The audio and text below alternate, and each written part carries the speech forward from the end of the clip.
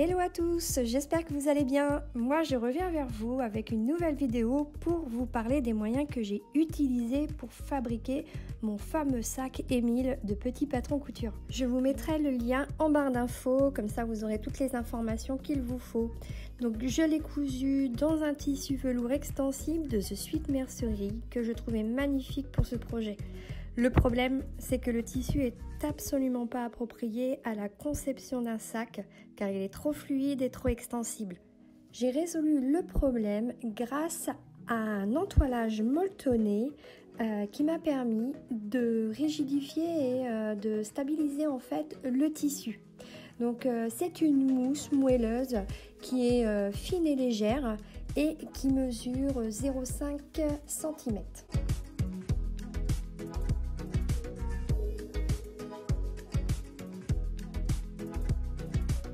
Alors comme vous pouvez le constater, le tissu est très élastique, donc quasiment impossible de faire un sac avec.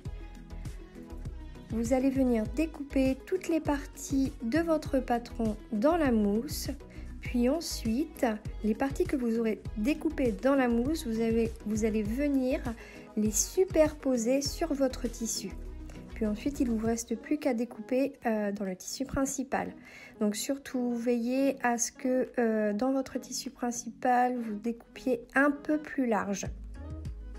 Donc on fixe le tout par une couture plate tout autour et bien à ras de la mousse.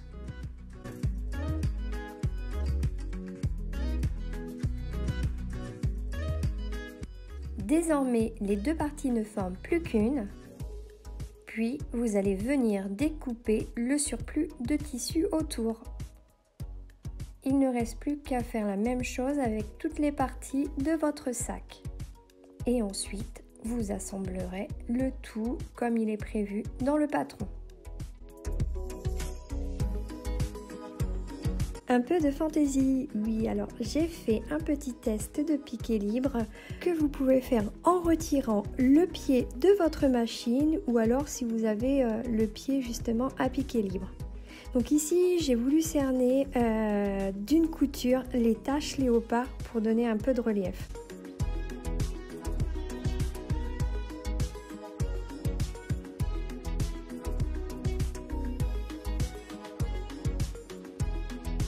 Alors attention, il ne faut pas que vos coutures se croisent.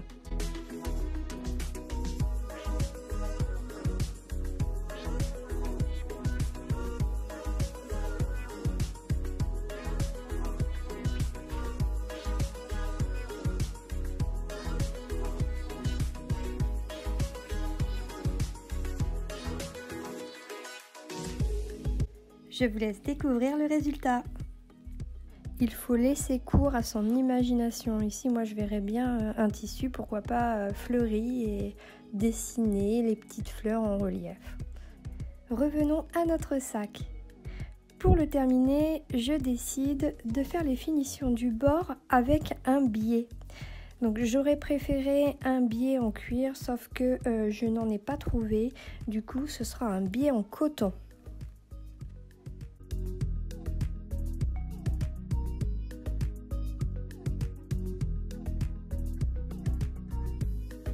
Il ne reste plus qu'à lui ajouter les anses. Alors j'ai opté pour des anses avec un pré-perçage, c'est-à-dire que il y a juste à passer l'aiguille, donc c'est beaucoup plus simple.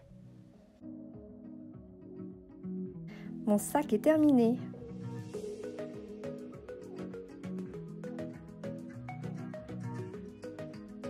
J'espère que cette petite vidéo vous aura plu. Vous pouvez me retrouver tous les jours sur mon compte Instagram. À très vite!